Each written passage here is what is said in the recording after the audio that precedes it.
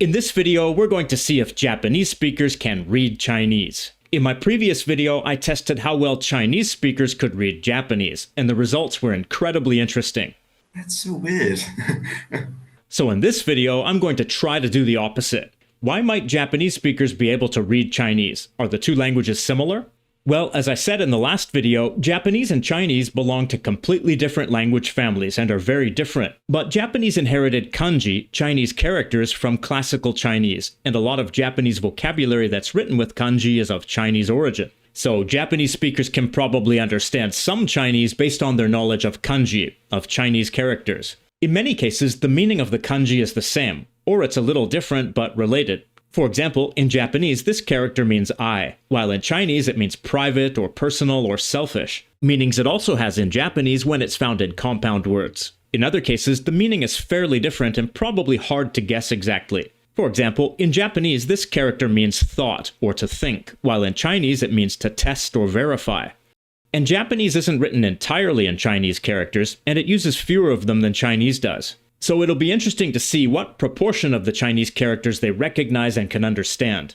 Chinese is written in simplified characters in the PRC and Singapore, but traditional characters in Taiwan and Hong Kong. In many cases, the Japanese form of the character is more similar to the traditional Chinese character, but not always. So I'll show them both the simplified and traditional characters to see if they understand one better than the other. We'll meet our first participant in just a minute. If you're interested in topics related to languages, chances are you love learning, so I'm excited to introduce you to the sponsor of today's video, Skillshare. Skillshare is a huge online learning community where you can choose from thousands of classes, not only in personal passions like languages, music production, and digital art, but also career and business skills like video production, social media growth, mastering productivity tools, and more. I've been wanting to learn how to use Adobe Premiere and After Effects more effectively to improve my video production, and with the huge number of classes on Skillshare, it's been really easy to jump in and learn. I've been taking a class called Color Correction and Color Grading Basics in Adobe Premiere Pro by Halise. I've always had trouble optimizing the color in my on-screen footage. When you're a solo YouTube creator, you're basically a jack of all trades, doing 20 different people's jobs, so it's easy to neglect things like color grading that don't seem super important, but actually kind of are. I wasn't planning on taking this specific class when I was browsing Skillshare, but as soon as I saw it, I thought it was a great opportunity to start learning something I've been thinking about learning for a long time. Whether you want to improve your creative skills, expand your career options, or take one of your hobbies to the next level, Skillshare is an invaluable treasure trove of resources like this.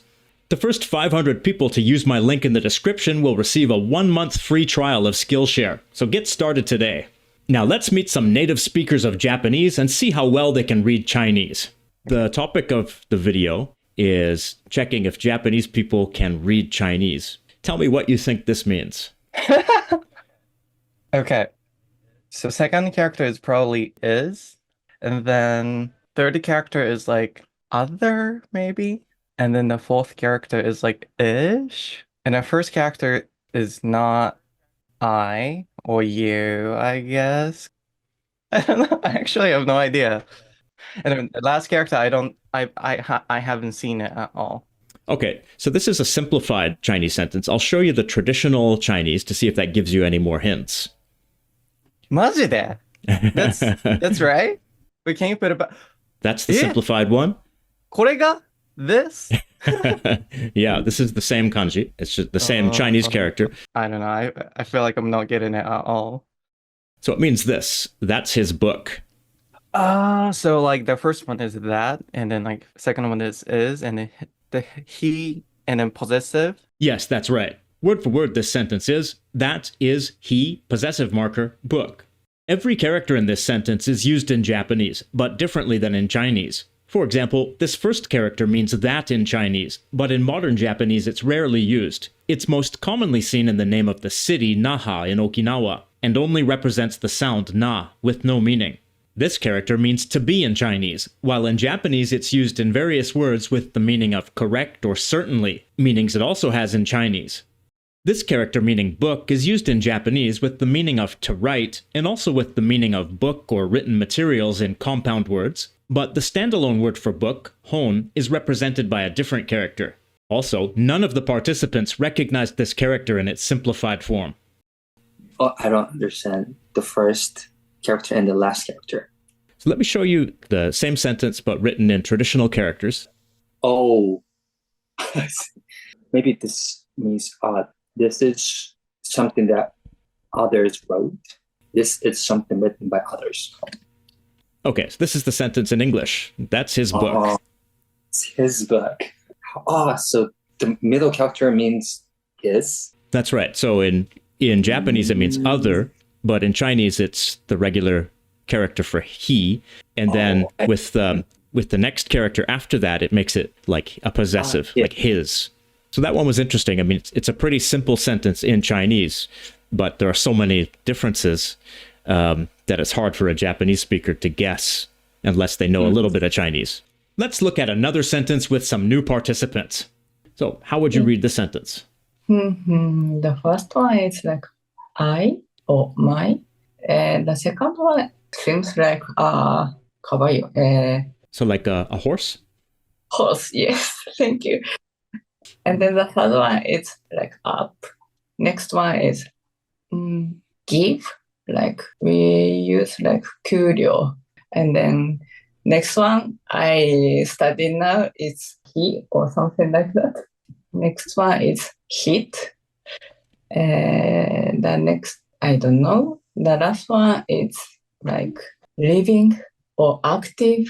I want to up my salary. Let me give you the traditional characters. They might help you a little bit. Okay. Wow, okay. Last two character so telephone. Right, so I think like I call to someone. Okay, so I'll show you the English sentence. Here we are. I'll phone him right away. Okay. Word for word, this sentence is, I, right away, to, him, hit, phone. In Chinese, these two characters mean horse and on or above, but are generally used together with the meaning of right away or immediately. But Japanese speakers can't really guess that meaning and read the characters literally. So it's I, and then right away. Aha. So what did you say it means? Horse and up. I think it originally meant on horseback, like riding a horse. So I'm not sure, but if I think about the meaning, maybe it means like, I'll be there quickly because I'm riding a horse, not walking. Please try to read this sentence. 私の給料を上げてください。This is in traditional characters. 私が買った携帯電話です。違う。そう。私が彼に買ってあげた電話です。In English, I'll phone him right away. おーとして感じがあるから。Nana was surprised that phone was used as a verb here. In Chinese, this character meaning hit is used with some nouns to form a verb like this. In Japanese, it's not used like this, but Nana made the connection that the verb utsu, written with this character, is used for typing, including typing text messages on your phone. Another note about this sentence, this character is used with the meaning of I in Japanese, pronounced ware, but it's more literary and old-fashioned and is no longer the main word for I. But it's still used in numerous compound words and expressions with the meaning of I or we, so all Japanese speakers know it. This word means to give or to provide in Japanese, and appears in some compound words. For example, kyuryo, meaning salary. In Chinese it has that meaning of give, but is also used as a preposition meaning to, as it's used here. So far, these simple sentences have been challenging to read, but that's not always the case. Alright, how would you read this sentence? Oh, I think I understand. Well, it seems like I drink coffee every day. I drink coffee every day. Wow. Maybe I drink coffee every day or something like that. Right, so this one means I drink coffee every day. That's correct. Interesting. 私は毎朝コーヒーを飲みます。So, in English, it means I drink coffee every day. This word meaning coffee was easy for everyone to read.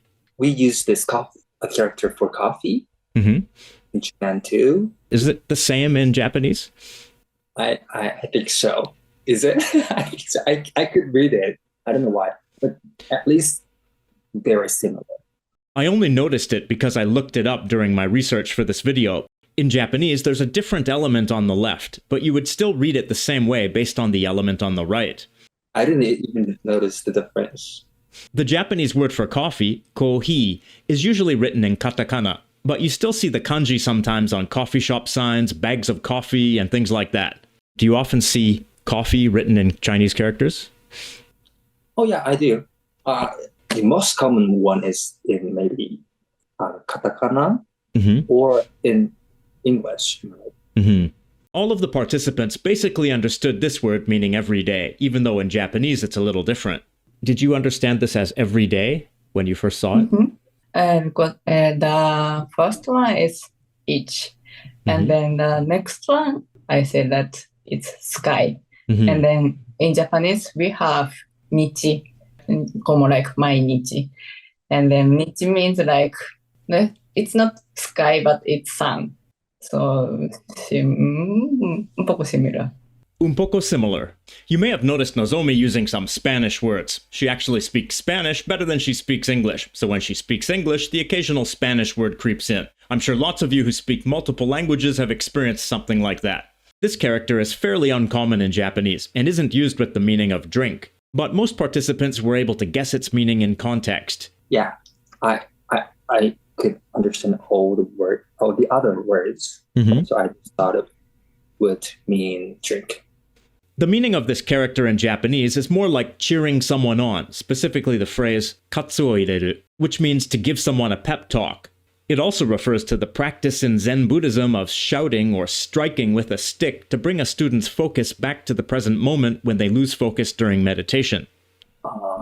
Hitting him with a bar or motivated him by shouting, like, wake up or something. Let's look at another sentence. Okay. And the second one, I literally have no idea what that is. And then every day, zai, probably stay, and then home. And then, honestly, this one, I saw your last video, so I know that it's eat. Okay. And then the last one is like gohan, maybe. So I eat gohan, like meal, like every day at home, maybe. Okay, that's pretty close. Let's have a look at the traditional and see if that gives you any more information. I've never seen second kanji, actually. Okay. Okay, so here's the meaning. We eat at home every day. Okay. Right, so that second character makes it plural. So I becomes we. Word for word, it's we every day at home eat meal. The second character, which makes the pronoun plural, isn't used in Japanese. Different endings, tachi or da, are used to make the pronouns plural. They're sometimes written in kanji, but more often in hiragana.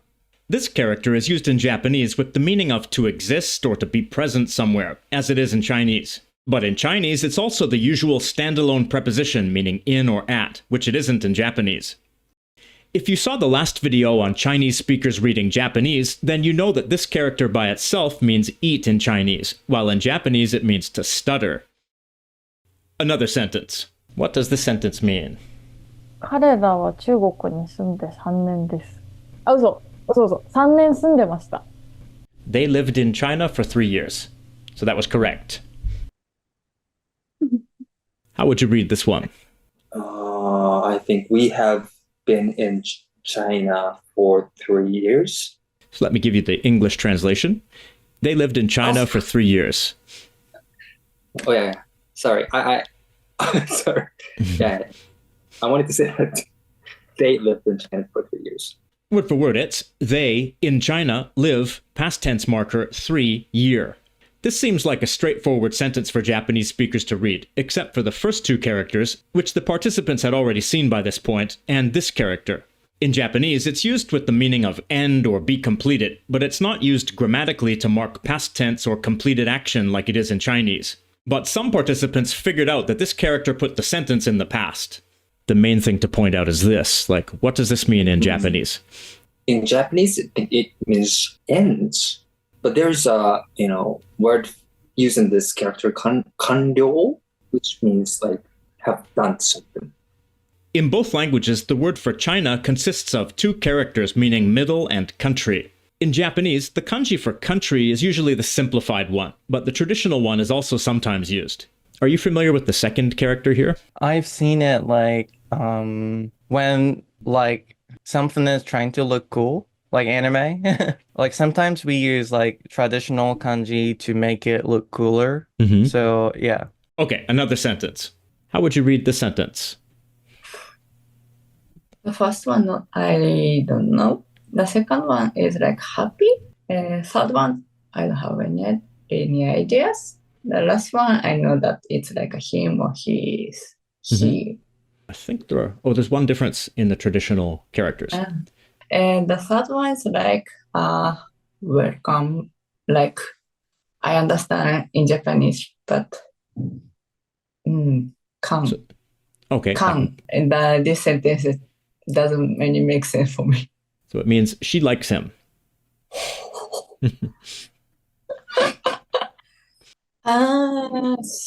Word for word, it's she likes him.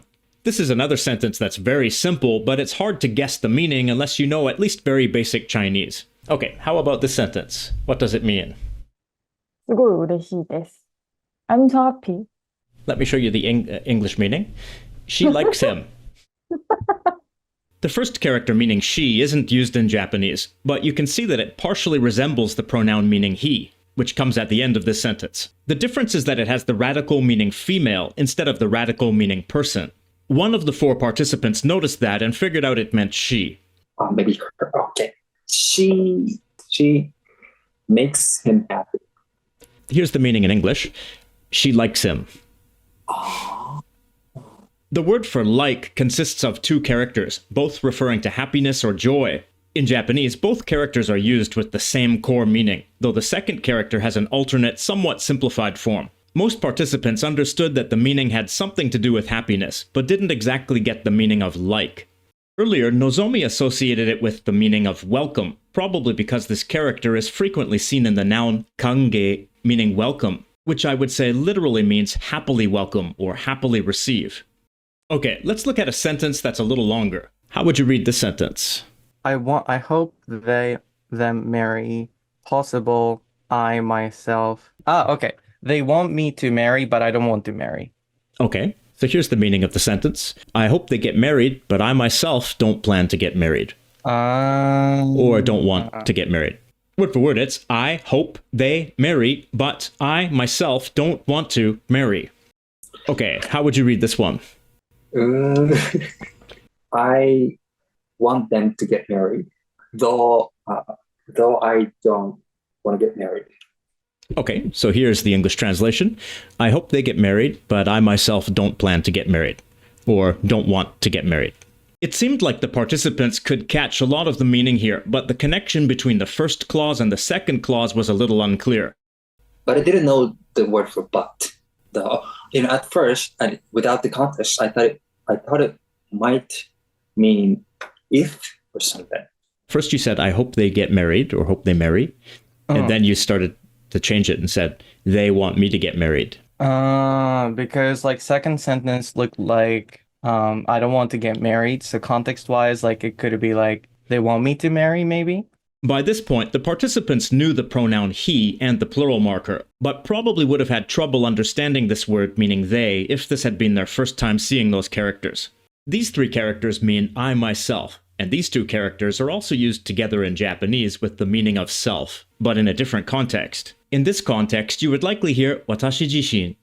This character is also used in Japanese to negate, with meanings like not, non, or un, but in compound words. It's not used grammatically to negate verbs like it is in Chinese. In Japanese, this character has the meaning of think or conceive, meanings it also has in Chinese. But in Chinese, it also has the meaning of I want or I want to. It's not used that way in Japanese. But it seems like the participants were able to figure it out. I said I had never learned Chinese in my life, but I have seen this, want to somewhere. I don't know, but I think I knew it. To a certain extent, this experiment went as I expected. The Japanese speakers were able to partially understand the Chinese sentences some of the time. but I was a little bit surprised by how hard it was to read some of the very simple sentences in Chinese. That's no fault of the participants, of course, it just shows that many of the basic Chinese characters used for everyday vocabulary are different, and in some cases aren't used at all in Japanese, or are used quite differently. It was also interesting to see how hard it was to read some of the simplified characters. There were several times when the participants couldn't recognize the simplified character, and seeing the traditional form changed their understanding of the sentence. This is basically what I expected, and it matches my own experience of trying to read Chinese as someone who's more or less proficient in Japanese. I definitely recognize more of the characters I see in Taiwan than in mainland China, because in Taiwan they use traditional characters. But in some cases it's the other way around. If you're a native speaker of Japanese or Chinese, how well are you able to read the other language? Is your experience similar to that of the people in the video? And to other people, are you able to read any languages that are related to yours or have lots of shared vocabulary? Let us know in the comments. And now it's time to give a shout out to all of the Lang Focus Patreon supporters, especially the ones whose names appear on the screen. They're the top tier Patreon supporters, so let's give them a special round of applause. If you liked this video, be sure to check out this one too. I'm sure you'll find it just as fascinating or even more.